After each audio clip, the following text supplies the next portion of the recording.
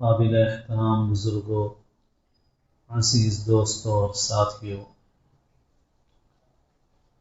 اللہ تعالیٰ نے قرآن مجید میں وعدہ فرمایا ہے ان لوگوں کے لیے جو ایمان اور تقوی اختیار کریں کہ اللہ کی نصرت اور مدد ان کے ساتھ ہوگی اور بہترین انجام ان کے لیے ہوگا۔ اللہ تعالیٰ کے جو وعدے ہیں وہ کسی کی ذات پر نہیں ہیں، صفات پر ہیں۔ آج ہم لوگوں کو جن حالات کا سامنا ہے اس کی اصل بنیادی وجہ یہی ہے کہ جن صفات پر اللہ نے وعدہ فرمایا ہے ان صفات سے ہماری زندگیاں خالی ہو گئی ہیں، اور ہم کو اپنے کو تبدیل کرنے کی ضرورت ہے۔ اللہ تعالیٰ نے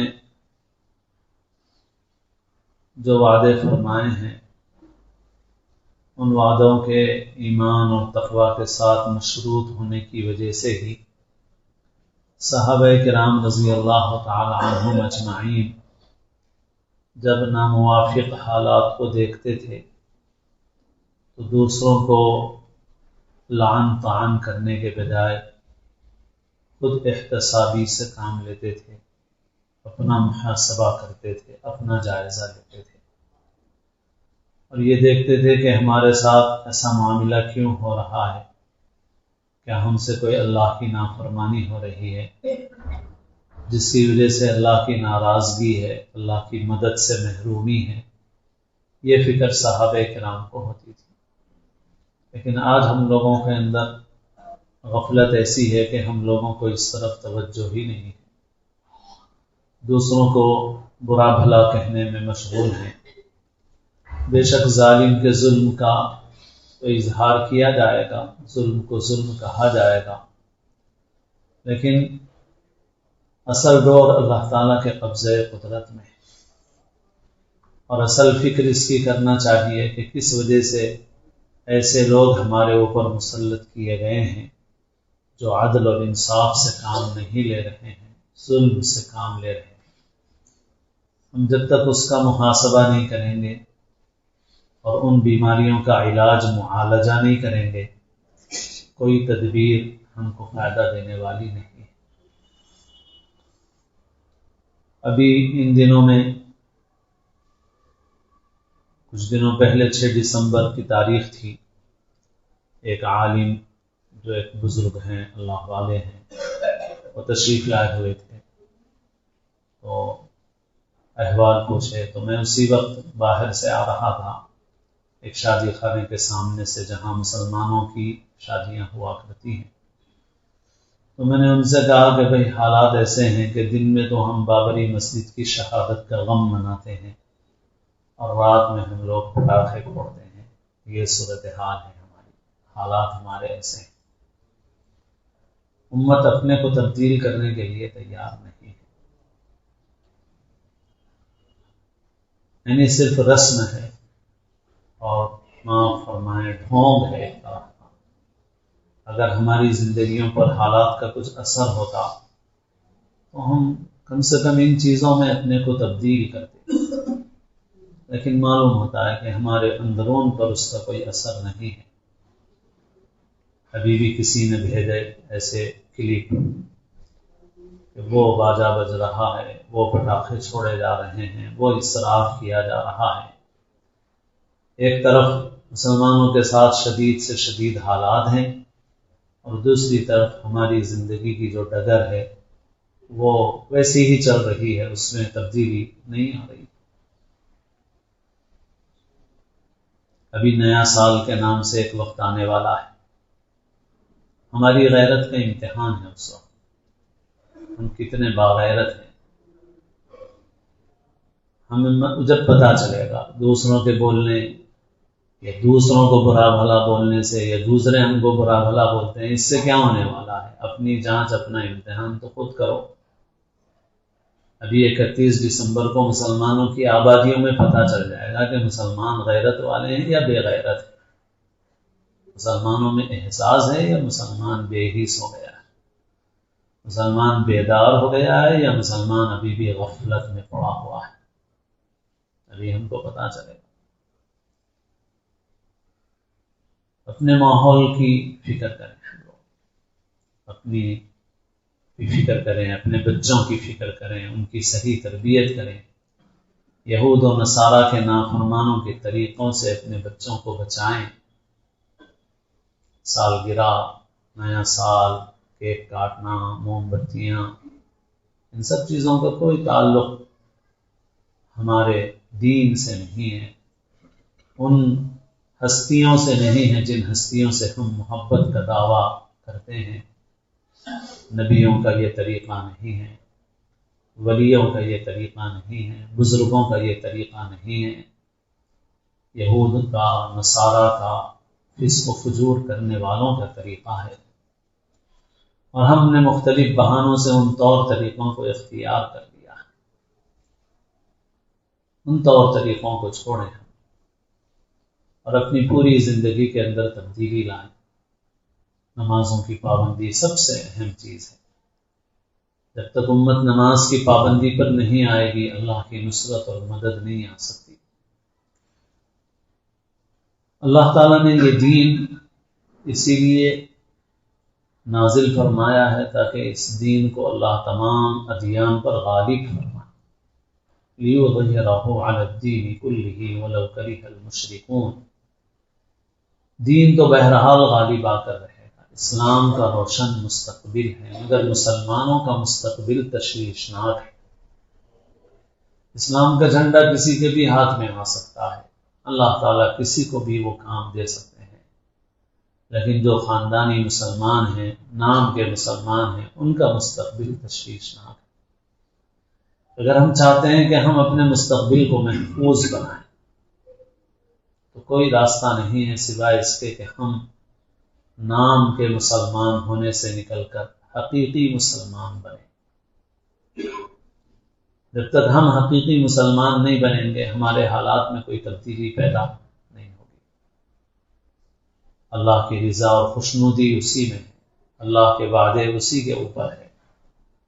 دنیا میں بھی اسباب کے اعتبار سے بھی کام آنے والی وہی چیزیں ہیں، ہم نے بالکل غلط طور طریقے اختیار کر رکھے ہیں۔ آج ہمارے اندر دوسروں کی محنتوں کو دیکھ کر پست ہمتی پیدا ہو رہی ہے، کسی کا جلوس دیکھ کر کے، کسی کی سرگرمیاں دیکھ کر کے، مگر ہم کیا تبصرے کر کے، کیا قائدین کو برا بھلا کہہ کے، جیسا کہ سوشل میڈیا پہ ہو رہا ہے، لیڈر کیا کر رہے ہیں، علماء کیا کر رہے ہیں، فلاں کیا کر رہے ہیں، کیا اس سے ہم مقابلہ کر لیں گے؟ اس سے ہم سامنا کر لیں گے حالات کا؟ ان لوگوں کا حال یہ ہے کہ وہ ہماری طرح صبح دیر تک سوتے نہیں ہیں۔ ہمارے نبی کا طریقہ ہماری زندگی کے اندر نہیں ہے، ان کی زندگی کے اندر موجود ہے۔ ان کی دعوت رات میں دیر تک ہو ہی نہیں سکتی، ممکن ہی نہیں۔ ان کی صبح فجر سے پہلے ہوتی ہے، صبح صادق سے پہلے صبح ہوتی ہے ان کی۔ وہ محنت کرتے ہیں۔ جن تنظیموں نے آج اس ملک میں اپنا مقام بنایا ہے بہت زیادہ، انہوں نے قریب 100 سال تک خاموش اور منظم محنت کی ہے، خاموش اور منظم محنت کی ہے۔ انہوں نے ایک اصولوں والا لائف اسٹائل اور طریقے زندگی اختیار کیا ہے۔ انہوں نے طے کیا کہ ہم اس طریقے کے مطابق زندگی بنائیں گے۔ آج مسلمان، عام مسلمان تو عام مسلمان رہا، جو مسلمان دینی چیزوں سے جڑا ہوا ہے، کسی بھی اعتبار سے، کسی بھی لائن سے، دین سے وابستگیاں خصوصی رکھتے ہیں، ان مسلمانوں نے بھی اپنے اندر اس طرح کی اصول والی زندگی اختیار نہیں کی ہے، ڈسپلن والی زندگی اختیار نہیں کی ہے، اپنے لائف اسٹائل کو تبدیل نہیں کیا ہے۔ انہوں نے اپنے کو تبدیل کیا، محنت کی انہوں نے۔ ان کی اپنی آئیڈیالوجی ہے، اس آئیڈیالوجی کے اوپر انہوں نے مضبوطی سے عمل کر کے دکھایا۔ تو ہم بھی اس کا مقابلہ ہم کو بھی طویل مدت کی محنت سے کرنا پڑے، اور وہ اسی وقت ہو سکتی ہے جب ہم اپنے اندر تبدیلی لائیں۔ ان کی دعوت رات میں دیر تک ہو نہیں سکتی، وہ رات میں دیر تک جاگ نہیں سکتے، صبح دیر تک سوتے نہیں ہیں، خوب جم کے کام کرتے ہیں، جم کے محنت کرتے ہیں۔ ان کے والنٹرز، ان کے کام کرنے والے جن لوگوں نے ساتھ ان کے کسی وجہ سے شرکت کی، تو انہوں نے بتایا کہ بھئی ان کی بڑی عجیب و غریب ان کی محنتیں ہیں، اور وہ اپنے ساتھ کچھ غذا چنا وغیرہ رکھ لیتے ہیں، فجر سے پہلے سے نکل پڑتے ہیں، مغرب تک کام کرتے ہیں، گاؤں گاؤں پھرتے ہیں، گھر گھر پھرتے ہیں، قربانیاں دیتے ہیں۔ کوئی آرام طلبی نہیں ہے ان کے اندر، کوئی مخصوص سواری چاہیے، کوئی عیش چاہیے، کوئی سہولتیں چاہیے، کچھ نہیں ہے، بہت سادگی سے محنت کر رہے ہیں، قربانی دے کر محنت کر رہے ہیں۔ تو اللہ کا نظام یہ ہے کہ جو جیسی محنت کرتا ہے اللہ اس کو ویسا نتیجہ عطا فرماتے ہیں۔ اللہ تعالیٰ کے دنیا میں کوئی ایسا نظام تو نہیں ہے کہ صاحب آپ مسلمان ہیں، آپ بیج ڈالیں گے تو درخت لگے گا، اور غیر مسلم بیج ڈالے گا تو درخت لگے گا ہی نہیں۔ ہے کیا ہے نا؟ کیوں اس حماقت میں پڑے ہوئے؟ جو بیج ڈالے گا، جو باغ کو سینچے گا، جو زمین کی دیکھ بھال کرے گا، جو روڑے اور کانٹے ہٹائے گا، تو ضرور وہ نتیجہ پائے گا، دانا اگے گا، پودا بنے گا، پیڑ پھلے گا، پھل پھولے گا۔ محنت آدمی کرتا ہے تو اللہ اس کو نتیجہ دیتے ہیں، اللہ کا نظام ہے۔ اللہ نے اس دنیا کے اندر جو کام رکھا ہے وہ اسی طرح سے رکھا ہے کہ آپ ان اسباب کو اختیار کیجیے، آپ کو وہ نتیجے ملنے والے ہیں۔ آپ یہ سمجھیں کہ صاحب چونکہ ہم مسلمان ہیں اس لیے ہم چاہے سوتے رہیں اور ہمارا پودا اگ جائے، ہمارا پیڑ بڑا ہو جائے، پھلدار ہو جائے، ثمر آور ہو جائے، ایسا تو نہیں ہونے والا ہے، ایسا اللہ کا نظام نہیں۔ تو میرے دوستو، موجودہ حالات اس سے متقاضی ہیں کہ ہم اپنی زندگی کو تبدیل کریں، نوجوان، بڑے، بوڑھے۔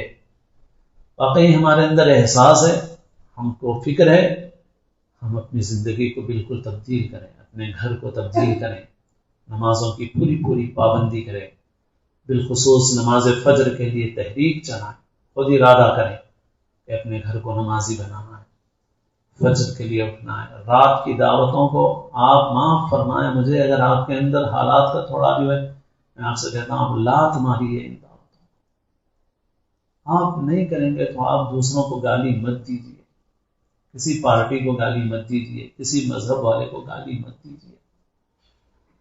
آپ کے اندر خود اپنے متعلق اتنی ہمت، جرأت، حوصلہ نہیں ہے تو آپ کیوں کسی کو کچھ بولتے ہیں؟ میں کہہ رہا ہوں ٹھوکر ماریے، لات ماریے، بائیکاٹ کیجیے۔ آپ کہیے کہ نہیں رات میں 9 بجے کے بعد ہم نہیں آ سکتے، کچھ ہو جائے، دنیا ادھر کی ادھر ہو جائے، ہم نہیں کر سکتے، ہمیں رات میں جلدی سونا ہے، صبح جلدی اٹھنا ہے۔ آج ہم جن لوگوں کو دیکھ کے مرعوب ہو رہے ہیں وہ رات میں 4 بجے سے ورزش کرتے ہیں، فنون سیکھتے ہیں، لاٹھی چلانا سیکھتے ہیں، دوسرے کام کرنا سیکھتے ہیں، اور ہم خالی رات میں 2-3 بجے تک دعوتوں میں گزارتے ہیں۔ ہمیں تبدیل ہونا پڑے گا۔ ہم کہتے ہیں بالکل نہیں ہو سکتے، سوال ہی نہیں۔ ہمارے اندر سے ایک اصلاح کی تحریک ہونے کی ضرورت ہے، ایک انقلاب اندرون سے ہونے کی ضرورت ہے۔ تو اس کے بغیر کچھ ہونے والا نہیں۔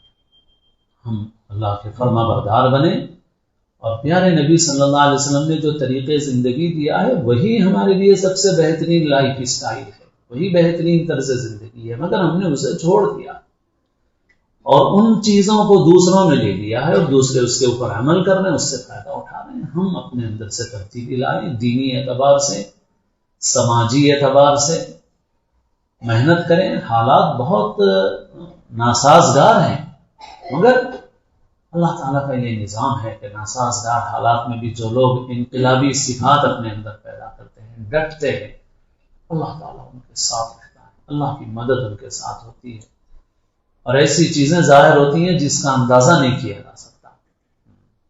تو حالات ناسازگار ہیں، ہمیں تنگی ترشی برداشت کرنا ہے، لیکن ہم تنگی ترشی برداشت کرتے ہوئے بھی ہم ڈٹے رہیں گے، ہم محنت کریں گے، ہم آگے بڑھیں گے.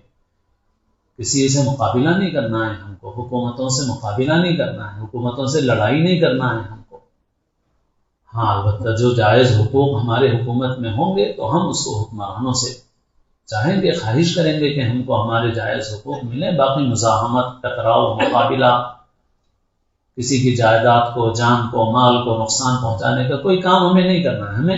ہمیں یہ مقابلہ، یہ محنت خود اپنے آپ سے کرنا ہے، اپنے سماج میں کرنا ہے، اپنے بچوں کو تعلیم کے اعتبار سے آگے کرنا ہے، معاش کے لیے محنت کرنا ہے. لوگ راستے بند کریں گے، ہمیں محنت کرنا ہے، اللہ سے دعا مانگنا ہے. بند جب سب در مجھ پر ہوئے، غیب سے پیدا نیا ایک در ہوا. اللہ تعالیٰ غیب سے راستے کھولے گا، مگر شرط یہ ہے کہ ہم اللہ کی طرف رجوع کریں اور صحیح خطوط پر محنت کریں.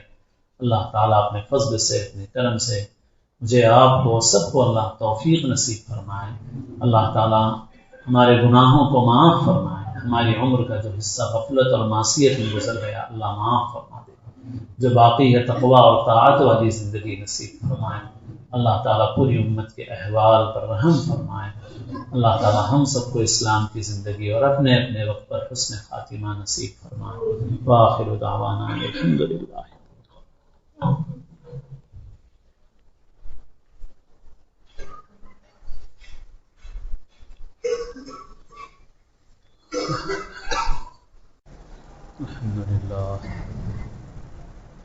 الحمد لله نحمده ونستعينه ونستغفره ونؤمن به ونتوكل عليه ونعوذ بالله من شرور أنفسنا ومن سيئات أعمالنا.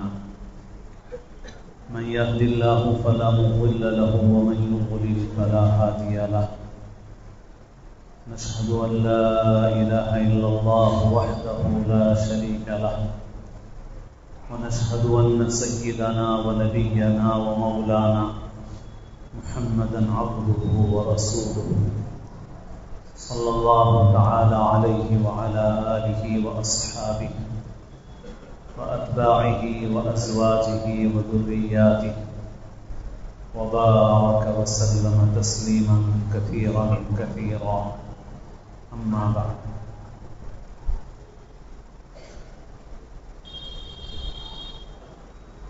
قابل احترام بزرگوں، عزیز دوستوں اور ساتھیوں،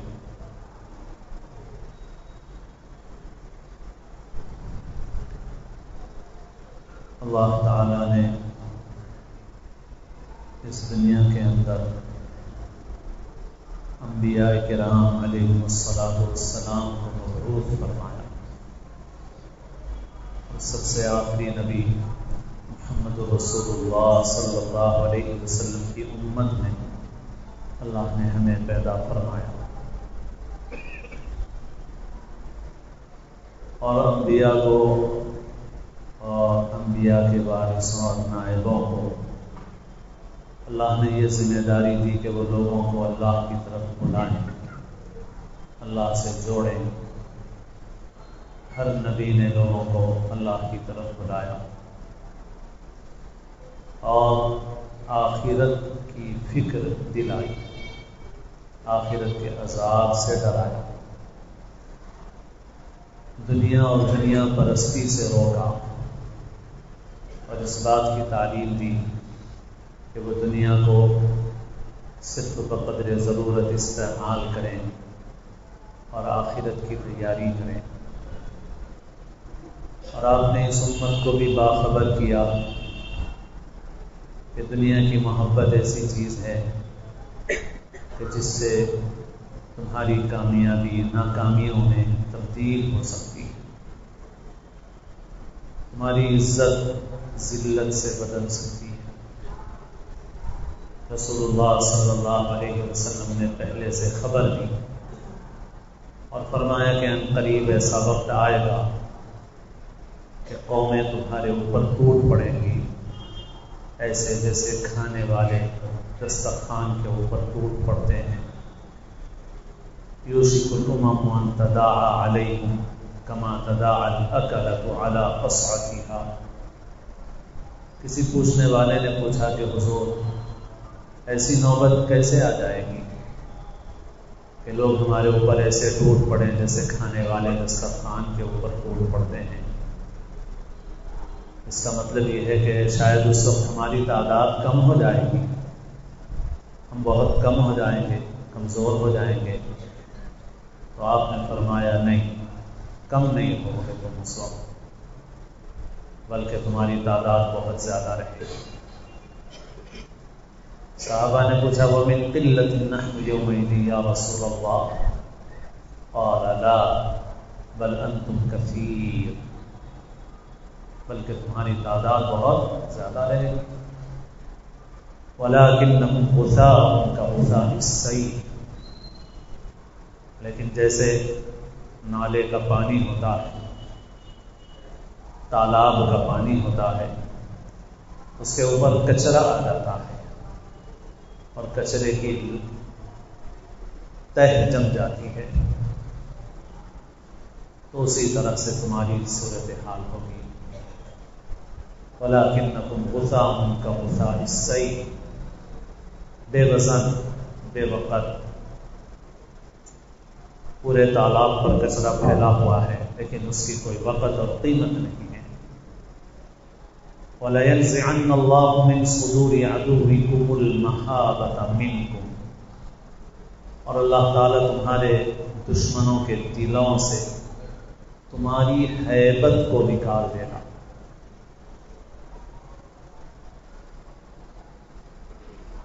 حضور پاک علیہ الصلوٰۃ والسلام کے یہ ارشادات،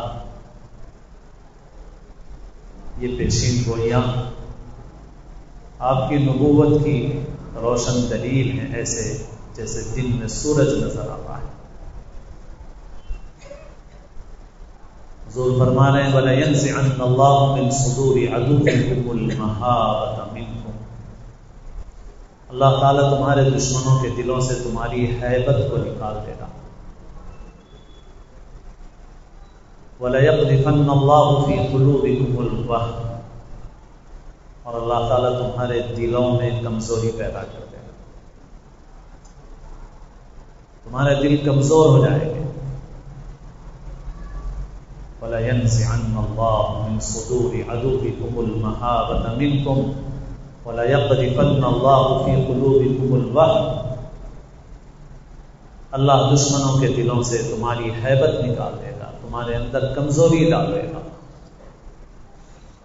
اور یہ تاکید کے صیغے ہیں، لام تاکید، بانون تاکید، ثقیلہ گرامر کی زبان میں کہا جاتا ہے، ضرور بضرور ایسا ہوگا۔ صحابہ نے پوچھا کہ حضور ایسی کمزوری کیسے آ جائے گی؟ یہ اس وقت کی بات ہے جبکہ مسلمان، ان کا قافلہ بہت تیزی کے ساتھ رواں دواں تھا عروج کی طرف، کامیابیوں کی طرف، فتوحات کی طرف۔ تو صحابہ نے پوچھا کہ حضور یہ کمزوری آخر کیسے آ جائے گی ہمارے اندر؟ آپ نے فرمایا حب الدنیا وکراہیۃ الموت، دنیا کی محبت اور موت کو ناپسند کرنے کی وجہ سے آخرت سے غافل ہو جاؤ گے، موت سے ایسے ڈرنے لگو گے جیسے دنیا دار کافر ڈرتے ہیں، دنیا کی محبت دل میں ایسے بس جائے گی کہ حلال حرام کی پرواہ نہیں رہے گی، دلوں کے اوپر دنیا کی محبت چھا جائے گی، اور جب دنیا کی محبت دل میں چھا جاتی ہے تو پھر موت پسند نہیں رہتی، موت کی بات نہیں کرنا چاہتا، موت کا لفظ سننے میں بھی ڈر لگتا ہے اس کو، موت کے بعد کی زندگی کی باتوں کو بہت سرسری ہٹا دینا چاہتا ہے، کوئی تذکرہ آئے تو اس تذکرے کو جلدی ختم کر دینا چاہتا ہے، چھوڑو گے اس کو، اب جو ہے زندگی وہ گزارو۔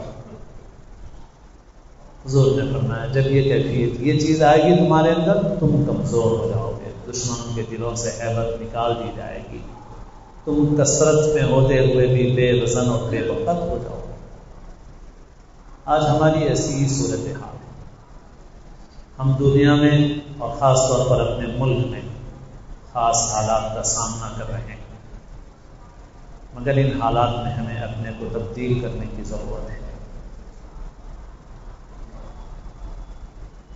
اپنے اندر انقلاب لانے کی ضرورت ہے۔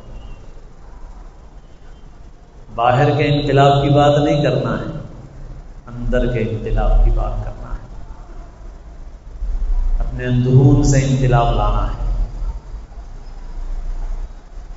حضور نے مکے میں 10 سال، کل 13 سال گزارے، 3 سال خفیہ دعوت کے تھے، پھر اعلانیہ دعوت کے بعد 10 برس گزارے۔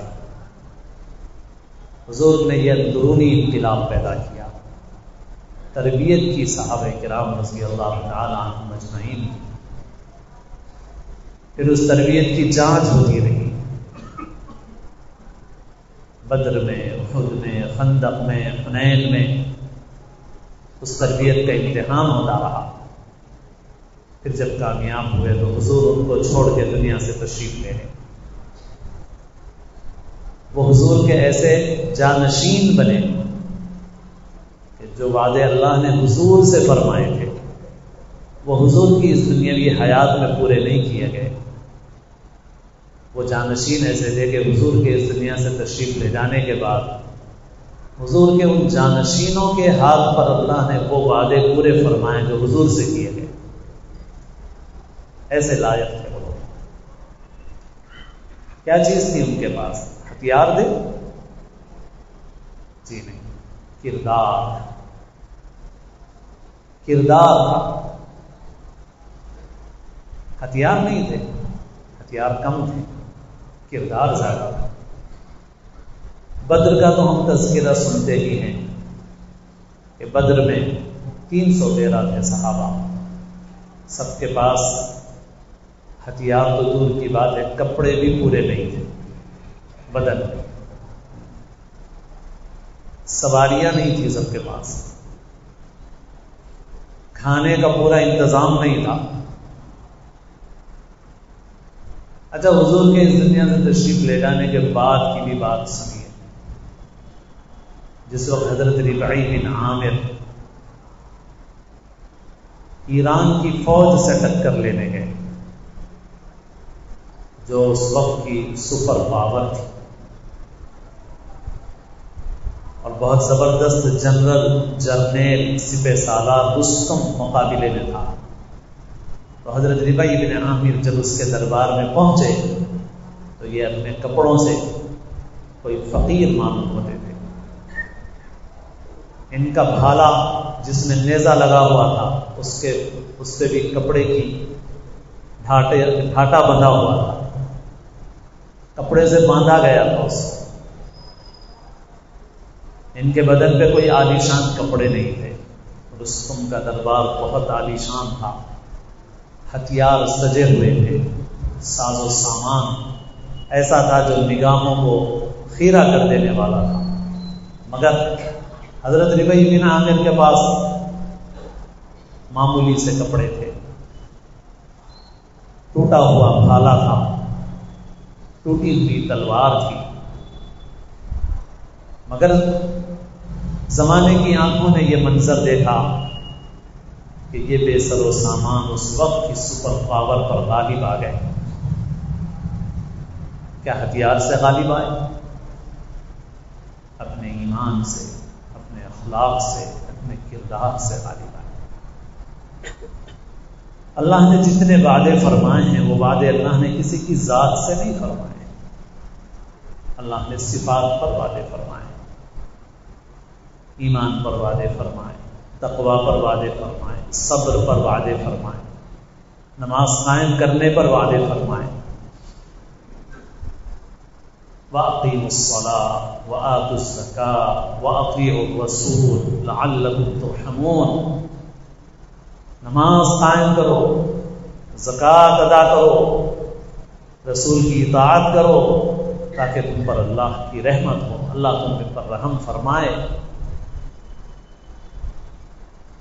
وَإِن تَصْبِرُوا وَتَتَّقُوا فَإِنَّ ذَلِكَ مِنْ عَزْمِ الْأُمُورِ۔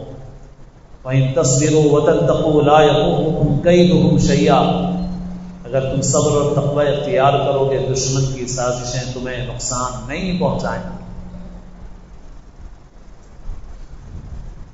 وَالْعَاقِبَةُ لِلْمُتَّقِينَ، انجام متقیوں کے لیے ہوگا. اللہ نے کسی نسل سے وعدہ نہیں فرمایا، کسی گروپ سے وعدہ نہیں فرمایا. اللہ نے وعدہ فرمایا ان لوگوں سے جن کے اندر یہ کردار ہوگا، یہ صفات ہوں گی. آج حالات کی بنیادی وجہ یہی ہے کہ ہم ان ایمانی صفات سے، اس ایمانی کردار سے ہم محروم ہو گئے، جس کی وجہ سے ہماری صورتحال ایسی ہے کہ مرض بڑھتا گیا، جوں جوں دبا کی دلدل میں پھنسے ہوئے ہیں. جتنا حرکت کرتے ہیں معلوم ہوتا ہے اور پھنستے جا رہے ہیں.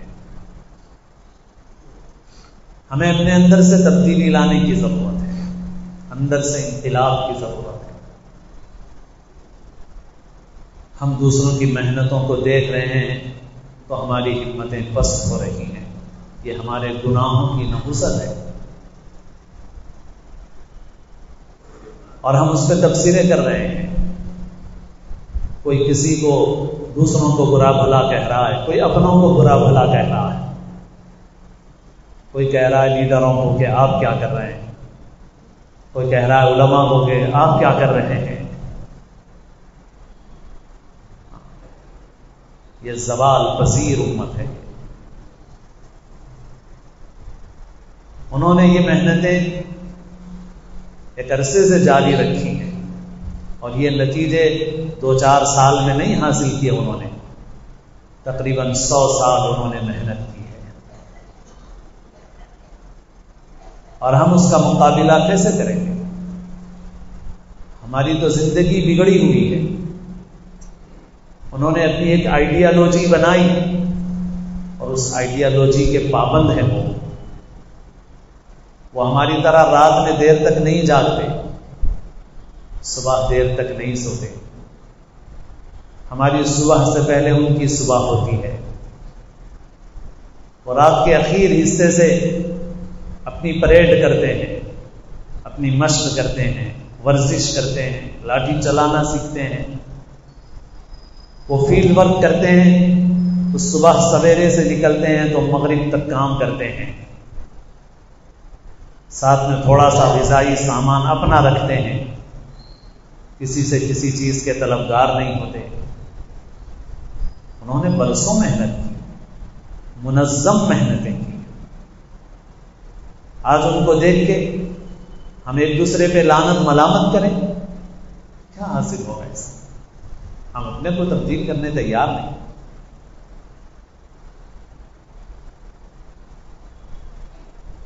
6 دسمبر کو ایک بزرگ تشریف لائے تھے، ایک عالم اور بزرگ. مغرب بعد میں باہر سے آیا، انہوں نے پوچھا کیا حال احوال ہیں. تو میں ایک شادی خانے کے سامنے سے آ رہا تھا جہاں مسلمانوں کی شادیاں ہوا کرتی ہیں. میں نے کہا حالات یہ ہیں کہ امت دن میں بابری مسجد کا غم مناتی ہے اور رات میں پٹاخے چھوڑتی ہے. یہ غم ہے یا غم کا ڈھونگ ہے؟ ابھی بھی کچھ کلپ ایسے آ رہے ہیں، امت بدترین حالات سے 2-4 ہیں اور لوگ باجے بجا رہے ہیں، پٹاخے چھوڑ رہے ہیں، اسراف کر رہے ہیں، پیسہ برباد کر رہے ہیں. آج ہمارے مقابلے میں جنہوں نے کامیابیاں حاصل کی ہیں، انہوں نے وہ لائف اسٹائل اختیار کیا جو ہم کو ہمارے نبی نے دیا تھا صلی اللہ علیہ وسلم. اور آج ہم اس لائف اسٹائل سے محروم ہیں، دور ہیں. میرے دوستو، اپنے اندر سے تبدیلی لانے کی ضرورت ہے. دوسروں کو برا بھلا کہنے سے کام ہونے والا نہیں. حکومتوں سے مزاحمت، ٹکراؤ، مقابلہ یہ ہمارے لیے مفید نہیں. ہاں، قانون کے اعتبار سے جو ہمارا جائز حق ہے ہم اس کا مطالبہ صحیح ڈھنگ سے ضرور کریں، مگر جائیداد کو، کسی کی جان کو، مال کو، املاک کو نقصان پہنچانے کا یا کوئی بھی ایسا کام جو حکومتوں سے مزاحمت اور ٹکراؤ کا ہو، وہ ہمارے فائدے میں نہیں. ہمارے فائدے میں سب سے پہلی بنیادی محنت ہے، وہ اپنے اندرون سے انقلاب پیدا کرنے کی محنت ہے. آؤ نماز کی تحریک چلاؤ، فجر میں نمازیوں کو بلاؤ، مسجدوں کو نمازیوں سے بھرو. دیکھو اللہ کی نصرت اور مدد. تم سڑکیں بھرتے ہو مگر مسجدیں نہیں بھرتے ہو. جب تم مسجدیں بھرو گے تب تمہاری تدبیروں میں جان پڑے گی. جب تم مسجدیں خالی رکھو گے تو تمہاری تدبیروں میں کوئی جان نہیں پڑے گی. رات کی دعوتیں، میں آپ سے سچ عرض کر رہا ہوں، میں محض جذبات میں نہیں کہہ رہا ہوں. آپ چاہتے ہیں کہ آپ اس امت کی ترقی اور سرخروئی دیکھیں، آپ اپنے کو محفوظ کریں، تو میں آپ سے کہتا ہوں اللہ تمہاری یہی دعوتوں کو کھو کر ماری ان دعوتوں کو.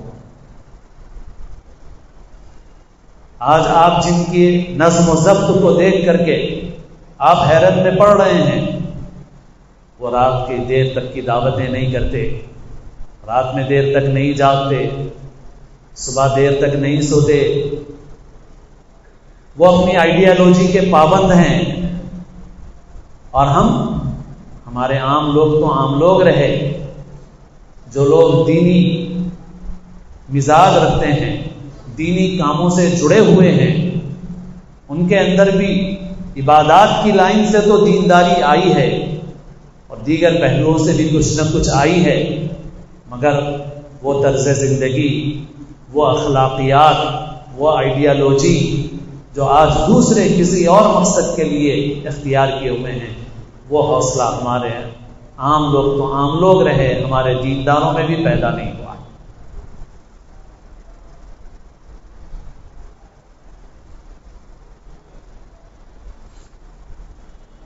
ہم کسی کو برا بھلا بول کے، دوسروں پر دوش ڈال کے کچھ حاصل نہیں کر سکیں گے. اپنے اندر سے تبدیلی لاؤ، محنت کرو، اور سب سے پہلی اور بنیادی چیز اللہ سے اپنا رابطہ ہے، تعلق ہے. جو ایمان کا دعویٰ کرے اس کے لیے یہ لازمی شرط ہے، اور جسے ایمان کا دعویٰ ہی نہ ہو تو پھر اس کے لیے اللہ نے دوسرا نظام رکھا ہے. جس کو ایمان اور اسلام کا دعویٰ ہے اس کے لیے بنیادی چیز اللہ سے اپنا تعلق ہے. اس لیے نمازیں قائم کرو، محلے محلے تحریک چلاؤ، اپنی مسجدوں کو نمازیوں سے بھر دو، نمازیوں سے بھر دو. اللہ کی طرف رجوع، توبہ، استغفار اور اپنے طرز زندگی میں تبدیلی لاؤ. اللہ کی ہر نافرمانی چھوڑو، اور بالخصوص وہ نافرمانیاں جو کھلے عام انجام دی جاتی ہیں، وہ اللہ کے غضب کو دعوت دیتی ہیں. اللہ کے رسول صلی اللہ علیہ وسلم نے فرمایا میری ساری امت کو عافیت دی جائے گی مگر ان لوگوں کو نہیں جو کھلا نافرمانیاں کریں. کل امتی معاف الا المجاہرین. وہ لوگ جو کھلا کریں، اور اگر چھپ کر کریں تو بھی لوگوں کے سامنے ظاہر کر دیں. من بات یسترہ ربہ، جو شخص رات اس طرح سے گزاری اس نے کہ خدا نے اس کے اوپر پردہ ڈالا مگر صبح خود ہی آ کے ڈینگے مار رہا ہے، میں نے فلاں کو بے آبرو کیا، فلاں کی عزت لوٹی، فلاں کی بیٹی پر میں نے ہاتھ ڈالا. کون کر رہا ہے؟ جو لوگ ایسے ہیں وہ اللہ کی عافیت سے دور ہیں. وہ ابھی نیا سال آنے والا ہے، امتحان ہے اس بات کا کہ مسلمان غیرت والا ہے یا بے غیرت ہے، مسلمان میں احساس ہے یا مسلمان بے حس ہے. اب اس آنے والے 31 دسمبر کو دوسروں کی آبادیاں نہیں، مسلمانوں کی آبادیاں دیکھ لینا اور جان لینا کہ یہ امت غیرت والی ہے، ہوئی ہے یا نہیں، اس کی غیرت جاگی ہے یا نہیں جاگی، یہ باغیرت ہے یا بے غیرت ہے، یہ بے حس ہے یا احساس والی ہے. یہ جاگی ہے یا ابھی غفلت میں ہے؟ اگر ہم واقعی جاگے ہیں غفلت سے، ہمارے اندر احساس پیدا ہوا ہے، ہمارے اندر غیرت پیدا ہوئی ہے، تو اس کا اثر ہماری زندگی کے اوپر ظاہر ہونا چاہیے۔ دینی اعتبار سے ایک طویل محنت کرنا ہے، ہتھیلی پہ سرسوں نہیں اگایا جا سکتا، لمبی محنت کرنا پڑتا ہے۔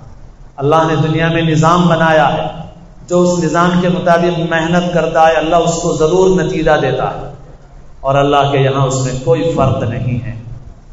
ایسا نہیں ہے کہ مسلمان زمین میں دانہ ڈالے تو پودا لگتا ہے، پیڑ بنتا ہے، پھل پھول لگتے ہیں، نہیں، مسلمان اور غیر مسلم کا کوئی فرق نہیں ہے۔ جو زمین میں دانہ ڈالے گا، جو کانٹے اور روڑے ہٹائے گا، جو پانی سے سیراب کرے گا، جو زمین کی دیکھ بھال کرے گا، اس کے دانے سے پودا بھی نکلے گا، پودے سے پیڑ بھی بنے گا، اور پھلدار اور پھولدار بنے گا، پھلے گا اور پھولے گا۔ یہ اللہ کا نظام ہے۔ آپ سمجھتے ہیں کہ ہم تو کچھ نہیں کریں گے، ہم سوتے رہیں گے اور ہمارا پودا لگ جائے گا، پیڑ بن جائے گا، پھل پھول لے آئے گا، تو ہم خواب غفلت میں، حماقت میں مبتلا ہیں۔ محنت طویل ہے، اور محنت کرو، ضرور اللہ کا نظام ہے، اللہ نتیجہ دے گا ضرور۔ محنت نہیں کریں گے تو نتیجہ نہیں نکلے گا، یہ اللہ کا نظام ہے۔ تعلیمی اعتبار سے اپنی ملت کو آگے بڑھاؤ، حالات آتے رہیں گے، جو ہوتا رہے گا، حالات بہت ناسازگار ہیں، مگر اس سے ڈر کے پست ہمت نہیں ہونا ہے، محنت کرنا ہے، جد و جہد، مقابلہ دوسروں سے نہیں، مقابلہ اپنے آپ سے کرنا ہے، انقلاب باہر میں نہیں، انقلاب اندرون میں پیدا کرنا ہے۔ ہم اپنے بچوں کو تعلیم کے اعتبار سے آگے بڑھائیں، خواہشات کی قربانی دیں، آرزوں ارمانوں کو قربان کریں، معاشی اعتبار سے بھی سخت حالات ہیں مگر محنت کریں۔ اللہ کا یہ نظام ہے کہ جو محنت کرے گا اور اللہ سے مانگے گا بھی، اللہ اس کے لیے غیب سے راستے کھولے گا۔ بند جب سب در مجھ پر ہوئے، غیب سے پیدا نیا ایک در ہوا۔ اس لیے جو عزم رکھتا ہے، ہمت رکھتا ہے، محنت کرتا ہے، ناسازگار حالات میں بھی مقابلہ کرتا ہے، اور اللہ سے اپنا کنیکشن اور رابطہ رکھتا ہے، تو حالات بظاہر کتنے ہی ناسازگار ہوں، ایک وقت ضرور آتا ہے کہ اللہ تعالیٰ اندھیروں کو دور فرماتے ہیں اور صبح کی روشنی ظاہر ہوتی ہے۔ مگر یہ انہی کے لیے ہے جو رواں دواں رہتے ہیں، جو راستے کے اوپر چلتے ہیں، جو صحیح رخ کے اوپر محنت کرتے ہیں۔ محض تبصرے، تذکرے، تنقیدیں، ایک دوسرے کو لعنت، ملامت، ایک دوسرے کے اوپر کیچڑ اچھالنا اور اپنی برائیوں کا دوش دوسروں پر رکھنا، فعل بد تو خود کریں، لعنت کریں، شیطان پر والا معاملہ کرنا، ایسے لوگوں کو کچھ حاصل ہونے والا نہیں۔ اللہ مجھے بھی توفیق نصیب فرمائے، آپ کو بھی، ہر مسلمان کو اللہ تعالی حالات کا صحیح احساس، ادراک نصیب فرمائے۔ اللہ ہماری زندگیوں میں صالح تبدیلی پیدا فرمائے۔ اللہ ہمیں اپنا فرما بردار بنائے۔ ہماری عمر کا جو حصہ غفلت اور معصیت میں گزر گیا اللہ معاف فرمائے۔ جو عمر باقی ہے تقویٰ اور طاعت والی زندگی نصیب فرمائے۔